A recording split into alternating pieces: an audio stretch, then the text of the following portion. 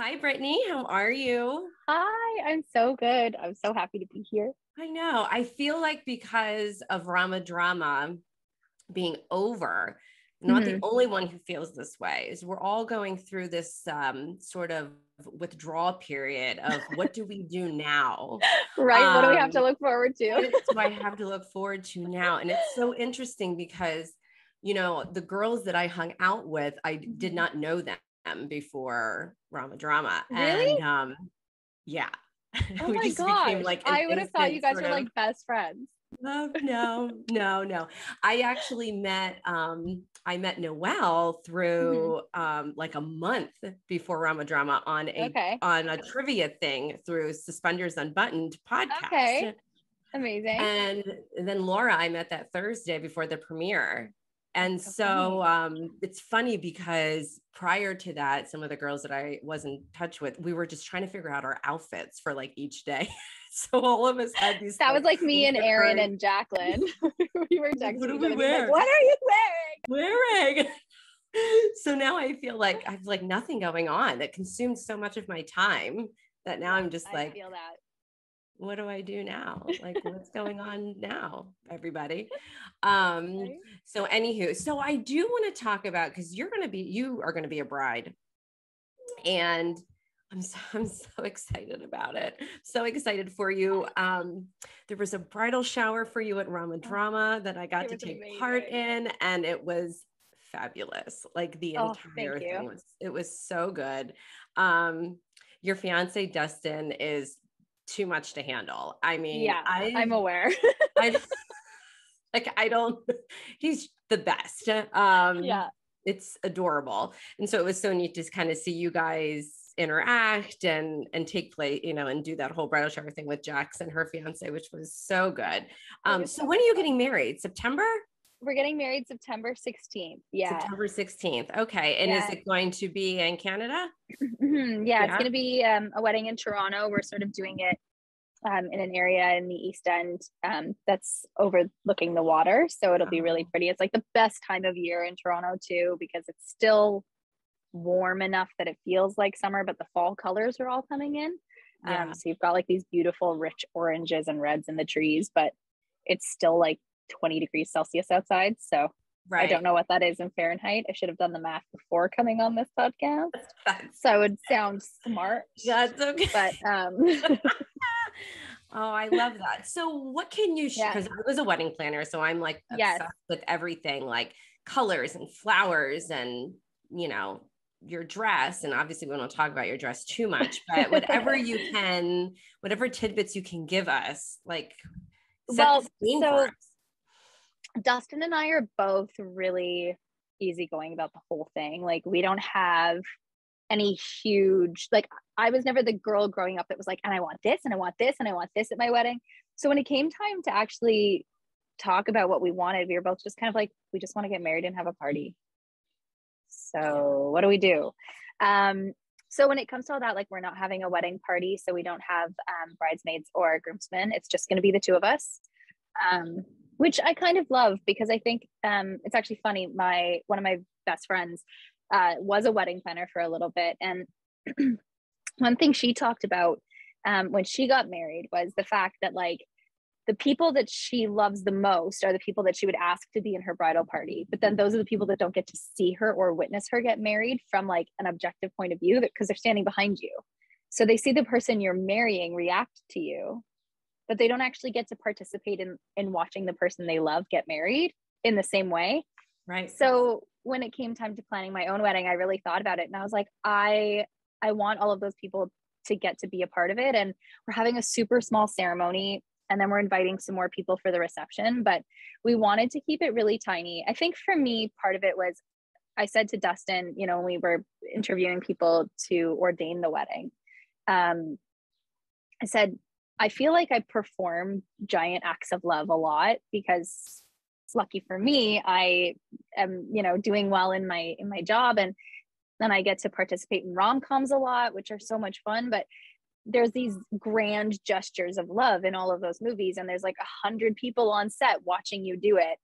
So I said to him, the what I would really love, if it's okay with you, and thank goodness it's exactly what he wanted too. But I said, I want it to be the people who are the closest to us, who know our hearts the most, who see us the clearest, because I don't want this to be some sort of performance. I just want for the people who know me truly to my core to listen to me tell you how much I love you, and to get to see me receive that love back. And the same for you. Like, that's what I would love. So we're having this super small ceremony. It's just going to be family and then a couple of friends, and basically there's the closest people to us in our lives. And then more people are coming for the reception, and we'll have a big old party. And yeah. And then when it comes to the rest of the stuff, like, we're going to ask my niece and our goddaughter to be the flower girls. So that's one traditional thing we're going to have. And then my nephew, who's 2.5, well, almost 3 now, we're going to ask him to be the ring bearer, but my sister is going to have to hold the rings, because if my nephew has any say about it, he will throw them off a cliff. So I'm going to make sure that my sister holds them, but he's going to get to wear like a little tiny man suit, mostly just because I want to see my nephew in a bow tie. Right. I've just decided you're allowed to do that. You're the bride. Thing I want on my wedding day. I'm like, I don't care about anything, but Rowan needs to be in a bow tie. Like, I don't know why that's my one hill I'll die on, but apparently it is. And then flowers, Dustin's best friend, her name is Megan. She's incredible. She loves designing flower arrangements, and she's sort of been playing with floral design for a while. So as her gift to us for the wedding, she asked me what colors I liked, and sort of like said, can you send me a couple pictures of some bouquets that you think are pretty? And I did. And she was like, excellent. So I'm going to buy as many flowers as my backyard can handle. And I'm going to plant all of the colors that you like. And I will bring every flower I can fit in my car to your wedding, and I'll make your bouquet. And she's doing like some little flower arrangements and stuff. So it's been super easy, which I guess tells me it's meant to be, because both of us are just like, man, all right, cool. So do you have a suit? No? Cool. Get one. I got a dress. And then we'll do the thing, and we'll walk, and then we'll drink champagne, and it'll be good. I love that. Yeah. Everybody keeps saying like, why are you so relaxed? I'm like, I don't know. I'm really excited. And deep down inside, I'm like, we haven't figured out our ceremony yet, but I'm just not sharing that to the world. So. Right. Exactly. Yeah. Until now everybody knows. Yeah. Now the world knows. We just need to plan the ceremony and finalize the food. Otherwise, I think pretty much everything's done. Yeah. I was going to ask. And I need to write my vows. That's important. That's really important.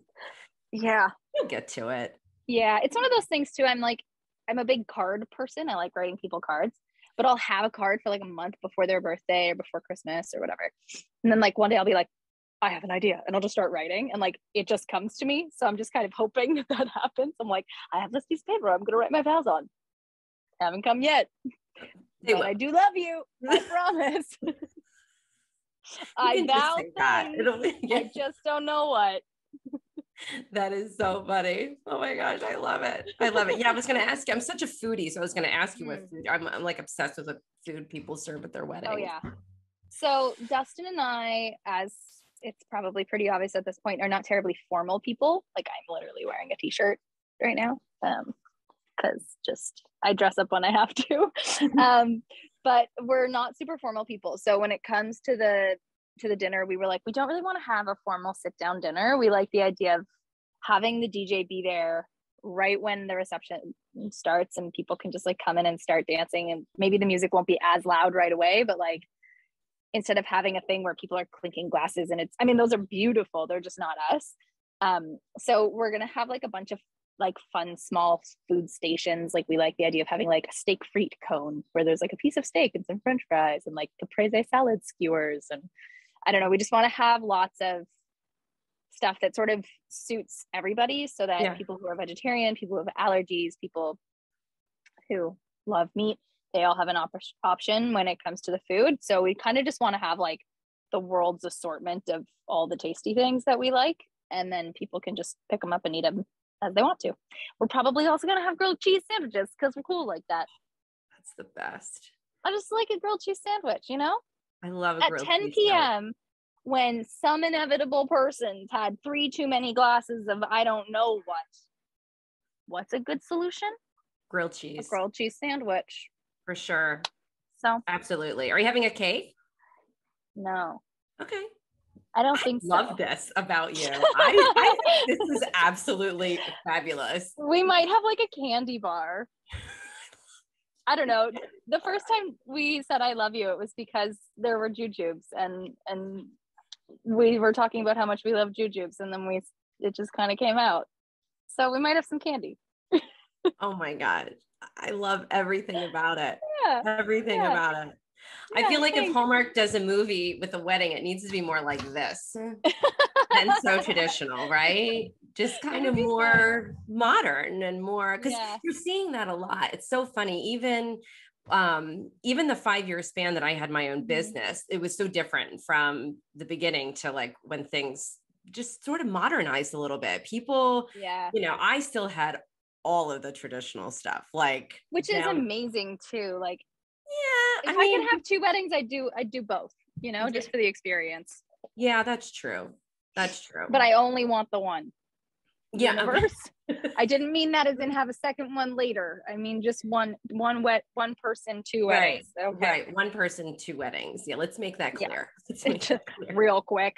Real quick. Have a little conversation about that.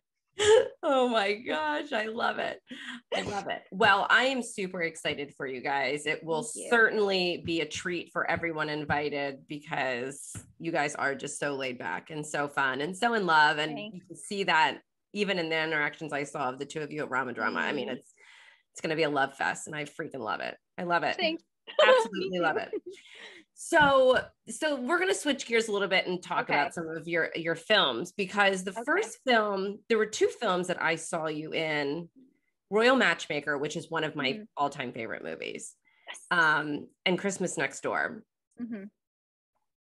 And I think, like everybody else, we're always like, why is Brittany not a lead? Like, why is this woman who is amazing not the lead?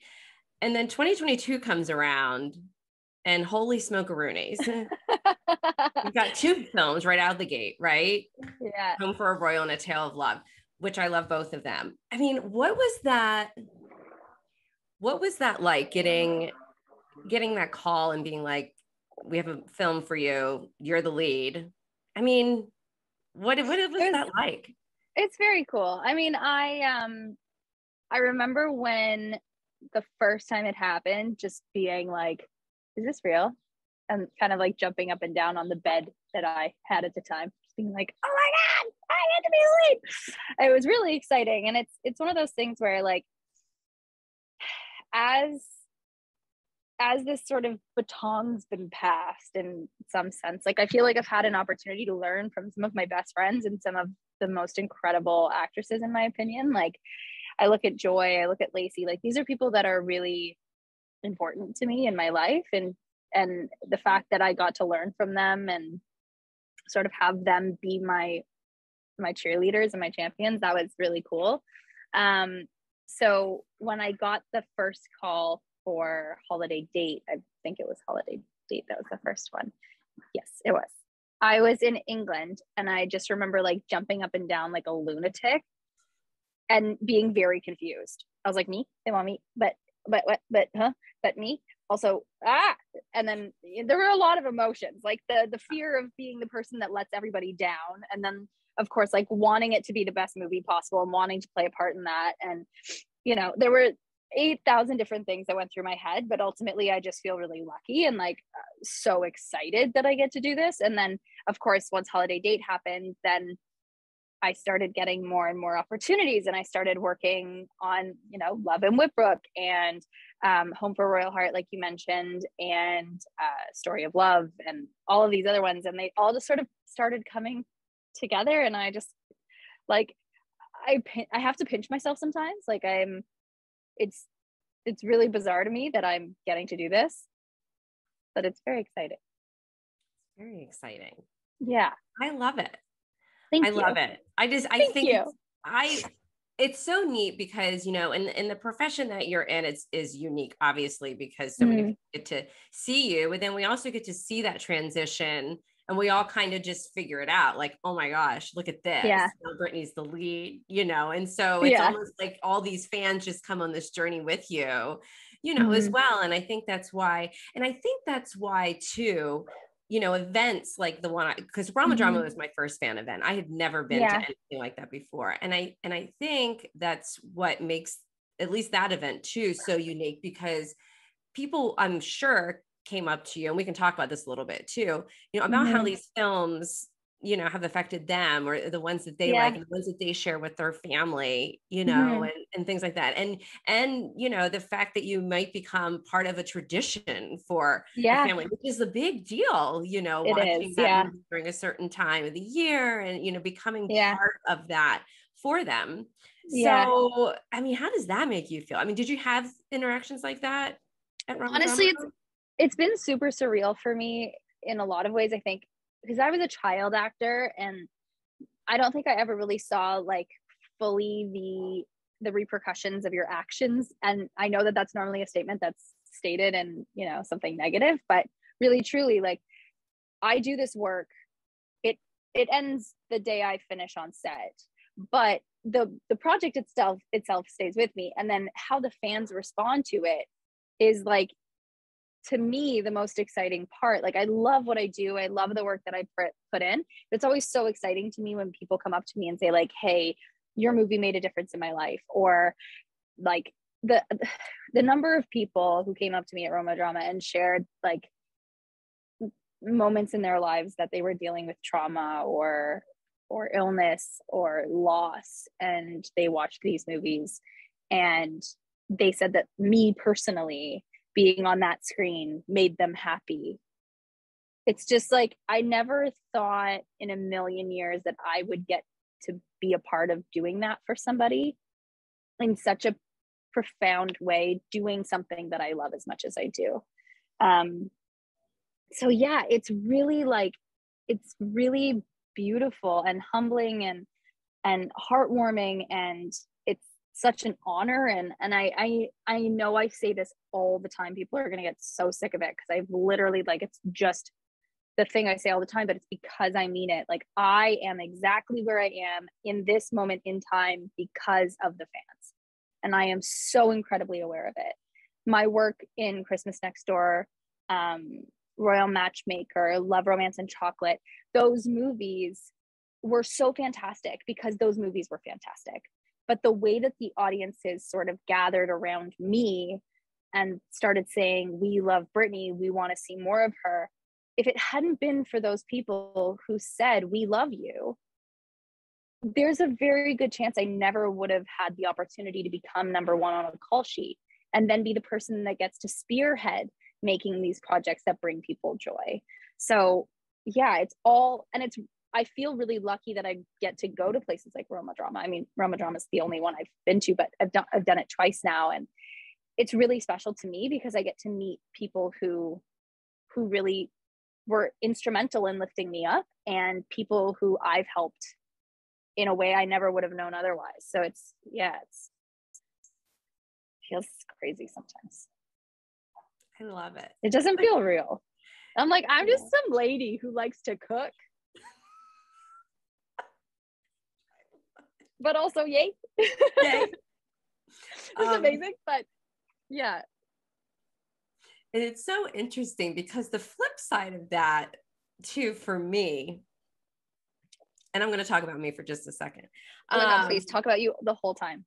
It'll make me feel less crazy. I think people get sick of that on my podcast. They're like, seriously, like, is this just the Jen Silliman show? What the hell is this? Ignore me and my giant water bottle. You take a drink break. It's so funny because I'm on a group chat with three other people, but two other podcasts. And I'll shout them out. Dear Hallmark with Dara, who I love. I love her. And Suspenders Unbuttoned. I love them. Don't we love them? Oh. And we're on a group chat, and we talk almost every day. And we have been reminiscing and whatnot about Rama Drama. And at one point today, actually, a couple hours ago, I just said, is this our life right now? Like, are we I'm like, I'm talking to Brittany in 30 minutes. Is this my life right now? Like what is this? And we all just think the same thing, but for us, it's so surreal that we can do this, something that we love, and bring more content to the fans, because we know that they love you so much. But to be that person who's able to do that and have then relationships, because it's so interesting, especially for me now that I've talked and interviewed so many of you, when I watch your films now, it's a completely different experience for me. Yeah. Which I feel really lucky to be able to have, because it's just so different. Awesome. It's just different. Yeah. And I think the other girls feel the same way too. But the feeling for us is the same. Like, is this real life? Like, how are we, first of all, how are we at a movie premiere at the Breakers? Like, how does that happen? I know. And in what universe were we going to watch a Hallmark movie with a bunch of Hallmark people in the same room? Like, I get goosebumps just talking about it. How is this real life? But yeah, I mean, we know how, as podcast hosts, how lucky we are that you guys give the time to us. God, of course.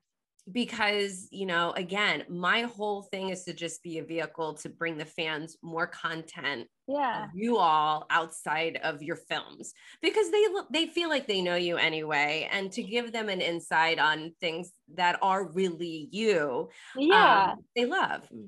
Well, and I think so often too, like the roles that we play, especially in the Hallmark universe in these types of films, like you have to lean so much into who you are that I think fans do get to know us in their own little ways. And while it's not like intimate details of our life, it is very much like, I think who I am on screen is quite close to who I am in person. It's just like slightly more smiley all the time. Right. I'm not, I think you're very actually, similar. No, never mind. I smile all the time. All the time. I mean, but it's so fun to be able to share this stuff. And like, I don't know, the fact that people are interested in knowing anything about me is wild to me, but and if they are, I'm very happy. Every single one of my guests have said that in some way, have said, why are people even interested in what I'm saying? And oh my God, I don't know. It's like this, I mean, have you ever been starstruck? Oh yeah. Who is your like, oh my gosh, this person? Couple times in my life. So there was one time I was in LA and I was like 9 and I was obsessed with the Santa Claus.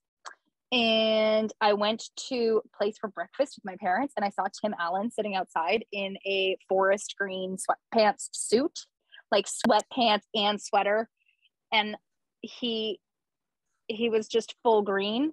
And I was like, this is Santa Claus. It's Santa Claus. And like, I could not live my life that day. That was one time. Yeah, that was one time. Who else? There's been like a handful of people. I saw Simon Cowell once when I was like 13 and I thought I was going to die. And my dad was like, hey, can we take a picture with our daughter? She loves you. And he's like, sure. I was like, I have a picture of it somewhere and it's like the most embarrassing photo of me because I'm just like, like I don't have a chin. I don't know, like my neck ate my face. It's really bad. And then there was another time when there's been a handful. I met Elijah Wood right after the Lord of the Rings premiere and I was taller than him and like 13. And the photo of the two of us is hilarious because it looks like he's starstruck, but I was like just this girl that was like, oh my God, it's Elijah Wood. And I was like, smile. And then he's like, in the photo, like I think we like caught him like mid sneeze or something. It's like the scariest looking photo of Elijah Wood. Yeah. But yeah, and I've been starstruck a couple times with people that I've been working with too. Like, really? Yeah. Love that. Yeah. I worked with John Rhys Davies for the first time in 2011, I think. He is incredible. He was in Lord of the Rings. He played Gimli, and he's in Victoria with Julie Andrews. He's Sala in Indiana Jones. And I loved the Indiana Jones movies growing up. Like a huge fan of Indiana Jones. My sister had the box set of VHS, and I used to steal them from her room in the morning and go downstairs and watch. Like Temple of Doom by myself at 6, Oh and then my parents would come down and be like, what are you doing? What are you watching? I'm like, it's scary, but I love it. And I worked with him for the first time when I was 21, and I thought I was going to throw up. Like I had to call him ahead of time too. And he still to this day makes fun of me for this. I called him and I left a voicemail, and it was, when I say hot mess, I mean like, oh no. I was like I was like, hello, sir, Mr. Reese, Mr. John, Mr. Davies, John, hello, sir. So I'm calling because I am going to be working with you. And I was really excited about that. If you want to give me a call, like, I just like could not form a sentence or say words. It was bad. All of it was bad. But thankfully he was wonderful, and he made fun of me so hard for it. And now we're still buds. Yeah. Aww. So there's that. Oh my gosh, I love that. But yeah, I get starstruck all the time. I am not that. cool. I cannot play it cool ever. I'm like, do you see that? Yeah. It's like, yeah, it's cool. The person over there. I know. And it's so funny. I passed a set today and I lost my mind. I was like, oh, they're filming something. I wonder what it is. Yeah. But I was like, I'm an actor. Why do I care about this? I am acting so weird right now. I was like, it's so funny. I love it. Well, speaking of your fans, they have a name now. Yeah. Are you so excited?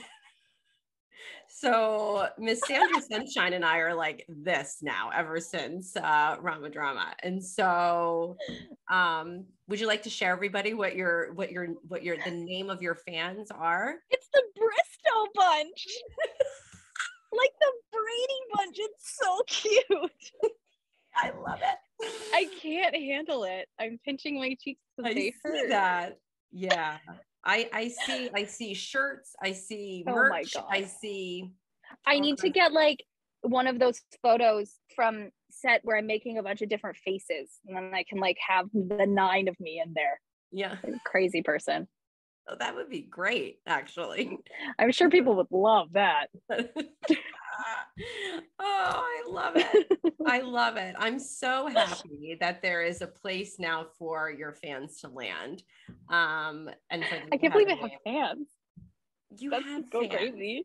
It's so crazy. Do you think that this feeling for you will ever go away? No. Hard no. Never, ever, ever. It's so beautiful to see. Like, it is just so beautiful to see. Because you deserve every little bit of it. So it's really great. I love it. I absolutely love it. Do you have I'm assuming that you have Christmas movies on the horizon? So here's the deal. I am trying to figure out right now, there's a Christmas movie that's happening that I would like to be a part of. I just don't know if the dates will work because of wedding. So I'm trying to figure out if I can get it done. But we'll see. That would be awesome. Fingers crossed. I do have a Christmas movie that I shot at the beginning of last year that aired last Christmas in Canada. That's going to be airing on Lifetime for Christmas this year, called Loving Christmas, which is very cute. And then I'm working on a series of films right now. So 4 movies back to back.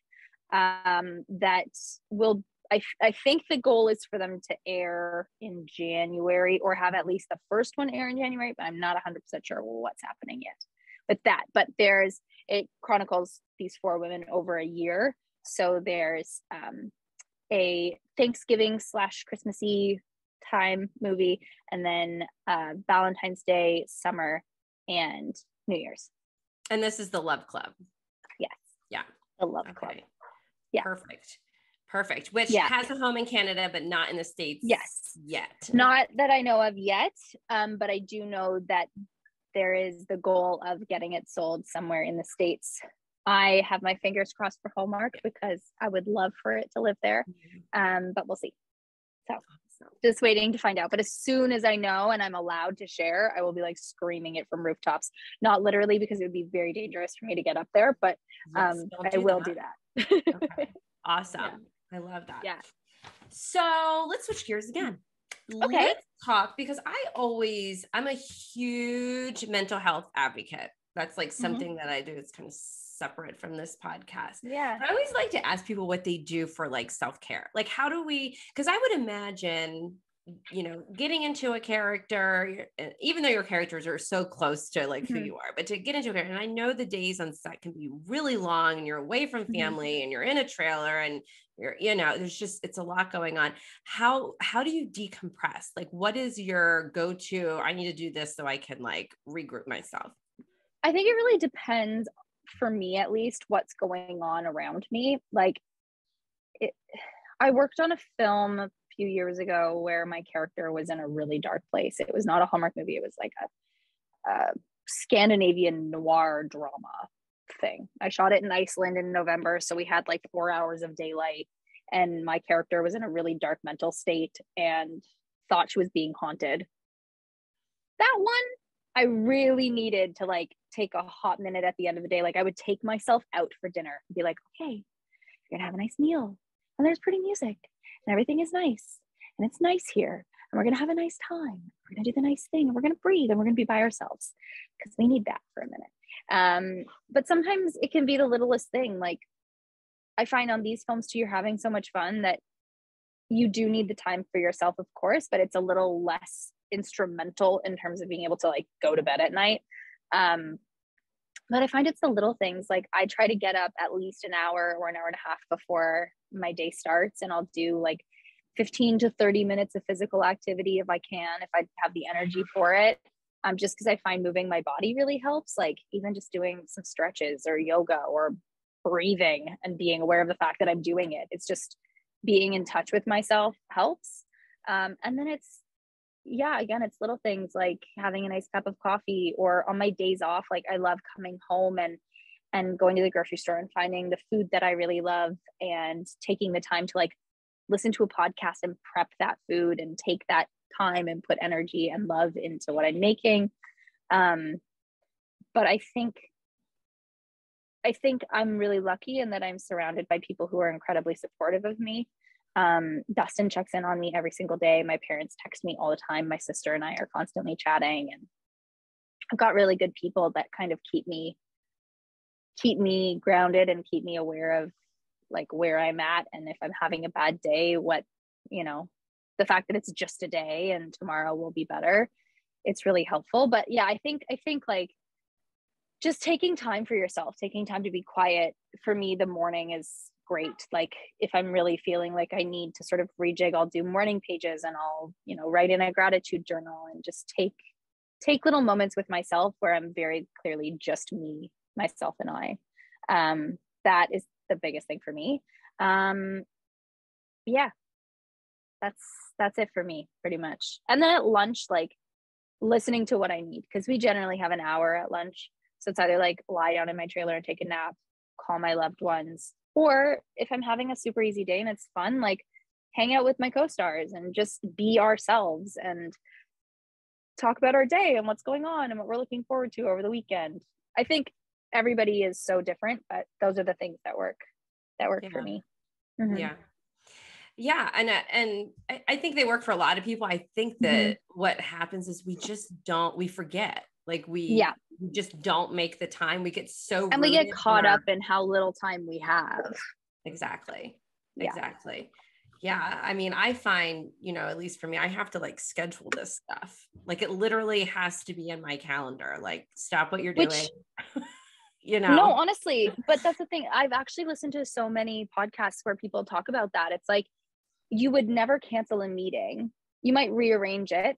You might need to postpone it or push it or whatever, but you wouldn't cancel it if it mattered. So why would you cancel this 1 hour you take for yourself to go for a walk or get a cup of coffee with a friend? Like, put those things on the same level, make them just as important. And I understand that there's a lot of people that have to work crazy hours, that have to, prioritize those things. But I think we can always take, even if it's just 10 minutes, or even if like literally you put in headphones while you're working because you need 5 minutes to yourself and you listen to like a calming breathing exercise. Just like making the efforts where it's needed. I think it needs to be more encouraged too, I think, in like 9 to 5 spaces as well. Like if you need 5 minutes, take 5 minutes.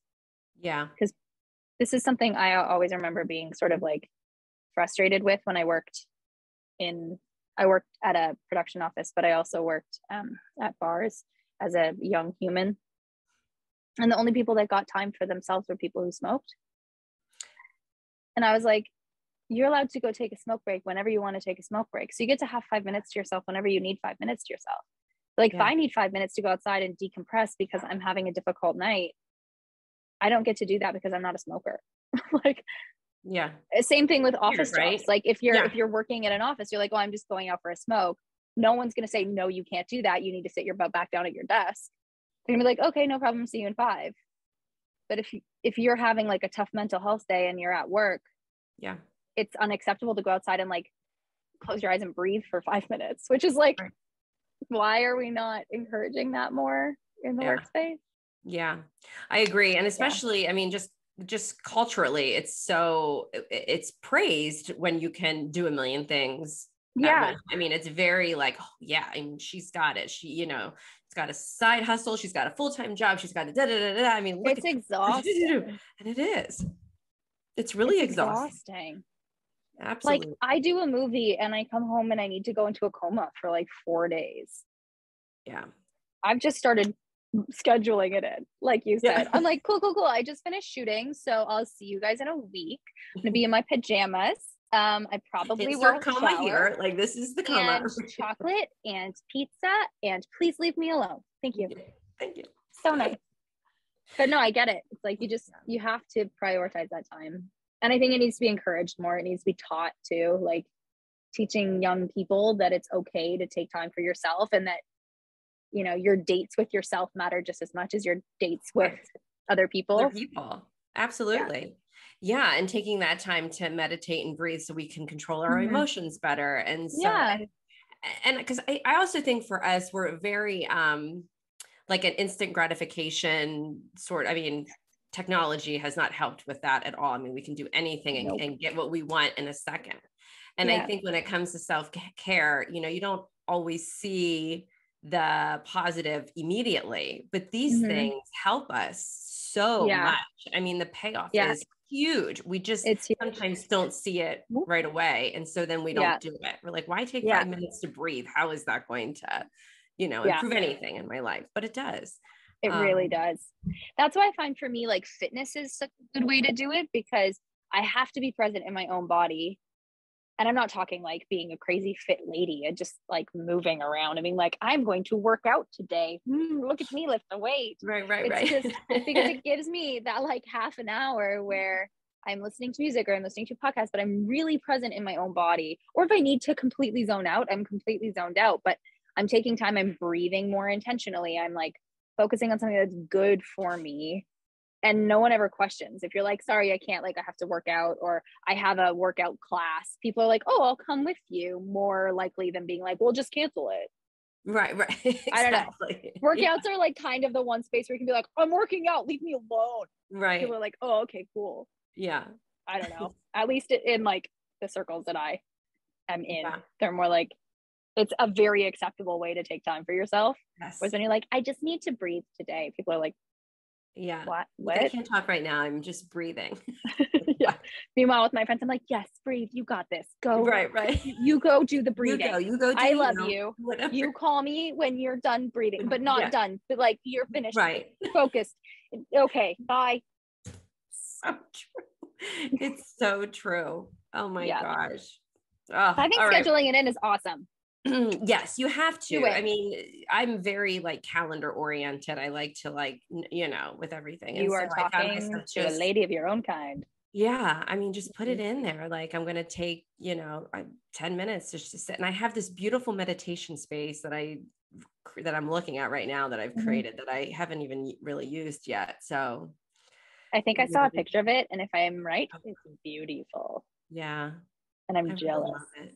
I need to use it. Maybe tonight we will. No, not maybe. Tonight. Like this, and this is what I do too. Like, oh, maybe I will.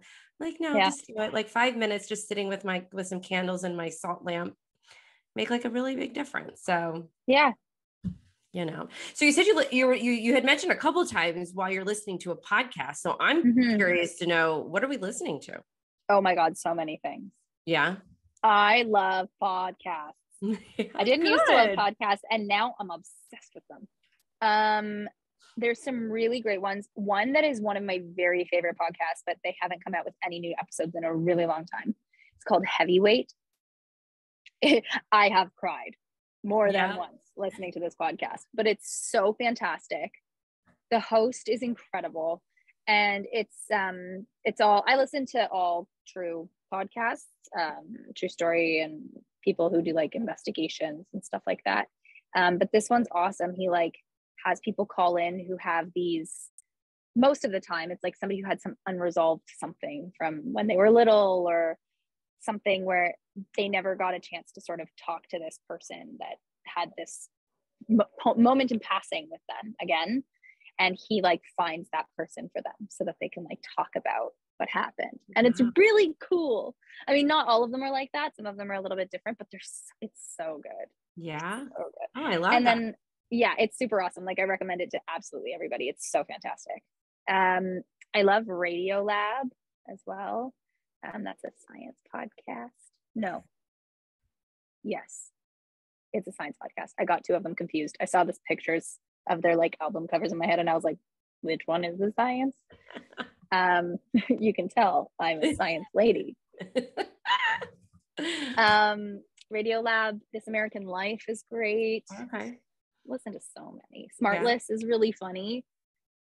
Smartless. I'm writing these down so I can make a list. Smartless is hosted by Jason Bateman, Will Arnett, and Sean Hayes, and it's so good. Yeah. Because they're so funny. Yeah. But they're interviewing like their peers, and then they're also interviewing people that you would never think they'd be interviewing. Right. And I don't know, it's very cool. I really like their show. Yeah. Anything you're binge watching? So I haven't had a ton of time to watch TV lately. I really like watching TV though. I started Stranger Things season 4, which I'm super excited about. I like that show a lot.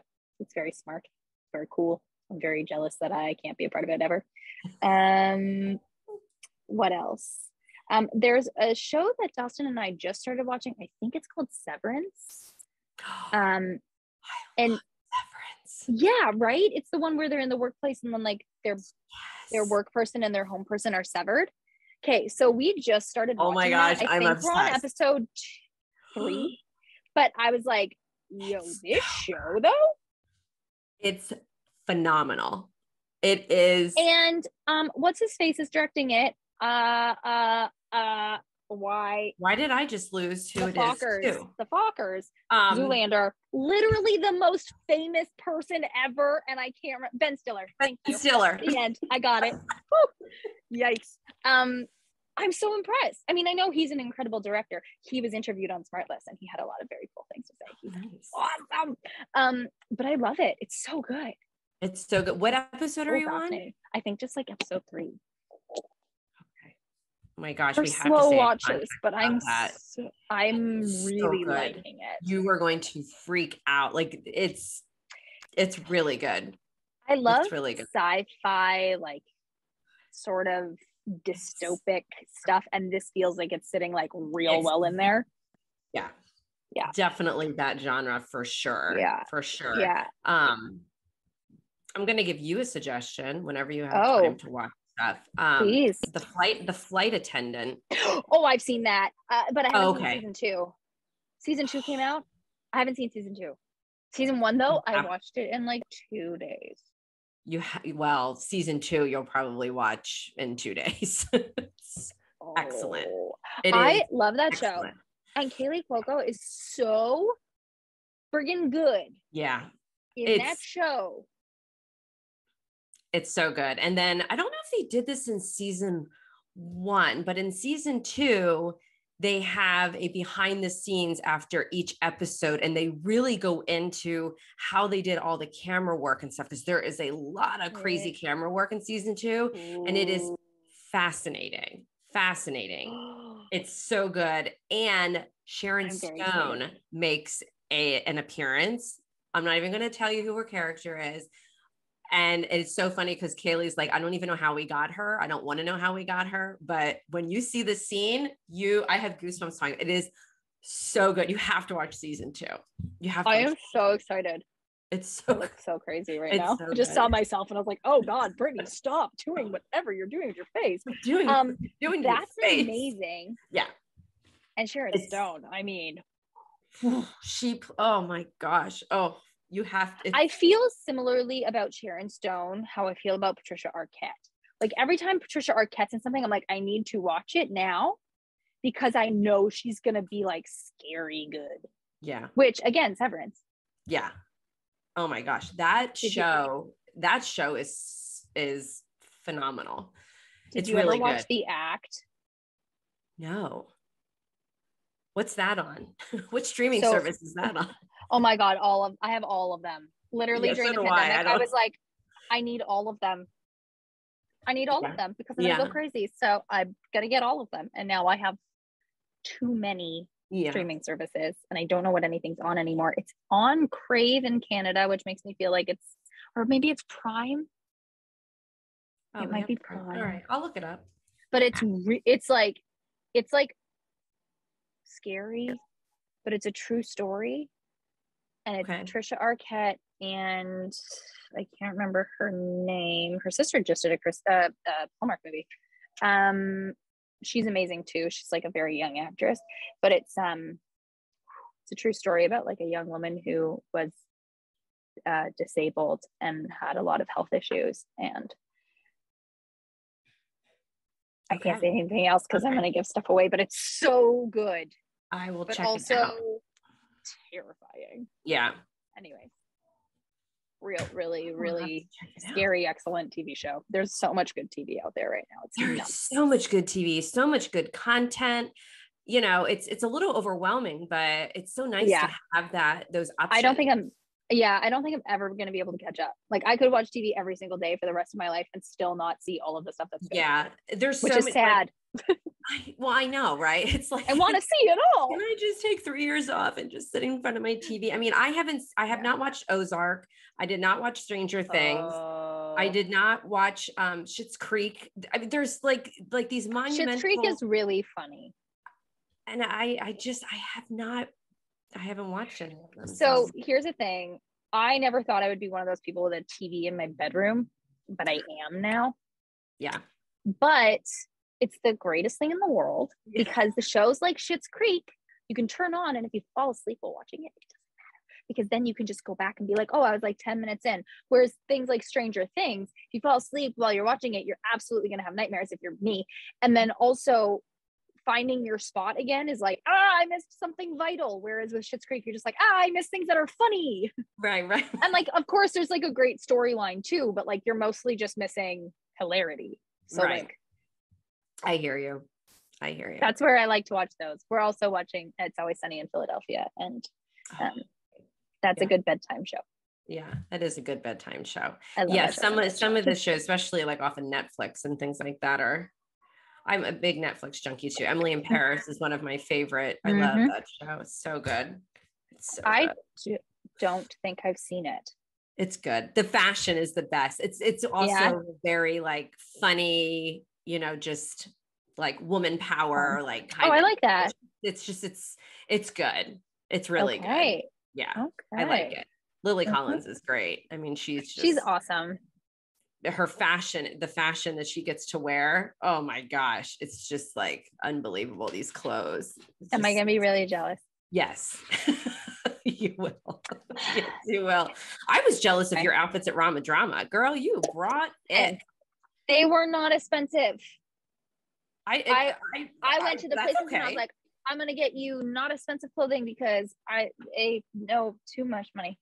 But B, also like, I like wearing things that I can wear again. And like, even though I really want to be apparently Lily Collins in Emily in Paris, because I really like fashion. I just always like to get things that I'm like, if I only wear this once, and then I like give it to a consignment store or like give it to a friend or something, because I can't find another reason to wear it. I don't want to be like, I spent $12,000 on this thing and now I can't wear it again because now I have no money. Now I have literally no money left. Right. But yeah, I got my little like romper thing at Zara. It was like $40, and I felt so cute in it. I felt like a little cute business Barbie. Yeah. Business Barbie. And Aritzia. Aritzia. Nice. Other outfit at Aritzia, and it was awesome and so comfy, and I love those pants so much. It's so good. I'm a big like staples person too. Like I really wanted a pair of like good white dress pants. So it's like, ooh, you're nice. I'm gonna buy you. Where are you to look at them? Yeah. Those are great. They were great for your bridal shower. It was perfect. It was a perfect little outfit. I love it. Thank you. Well, friend, I appreciate your time, because I know you've been a little busy. You've got a lot of stuff going on, filming, and then just a couple things. Well, thanks for joining me today, Brittany. I appreciate you having you on so much. Thank you so much. I had so much fun. Thank you for taking so much time with me.